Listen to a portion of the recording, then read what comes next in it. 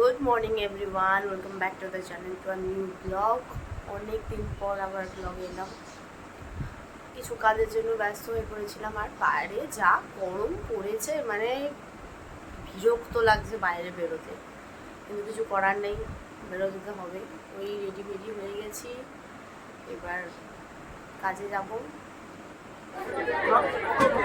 আজকে রামনবমী ছিল। রামনবমীর জন্য এত লাইন পড়েছে। রামরাজাতলা রামের জন্য খুবই বিখ্যাত। আর এটা আমার দেখা প্রথম। প্রচুর ভিড় হয়েছিল, একদম গেট গোড়া থেকে লাইন পড়ে গেছিল। কত দূর দূর থেকে লোক এসেছিল এই রামরাজাতলায় রাম দেখতে।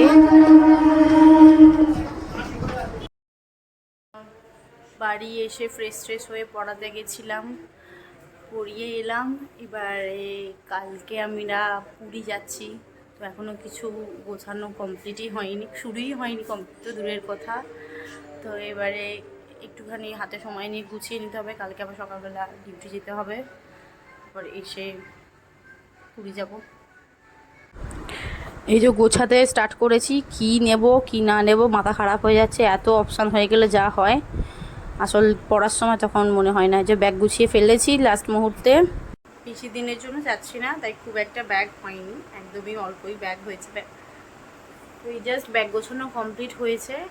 এবারে একটু শুয়ে টুয়ে থাকি, আর কি করবো, ল্যাদ খাই, তারপরে ডিনার করে তাড়াতাড়ি শুয়ে পড়তে হবে। কালকে আবার সকাল সকাল উঠে কাজে যাও, এসেই আবার বেরিয়ে যেতে হবে।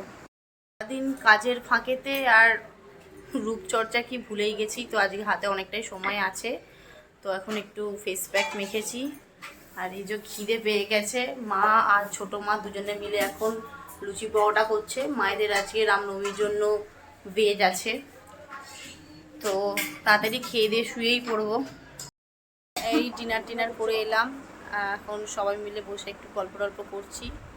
ব্লগটা যদি কিছু ভালো লেগে থাকে, please do like, comment, share and subscribe. Tata.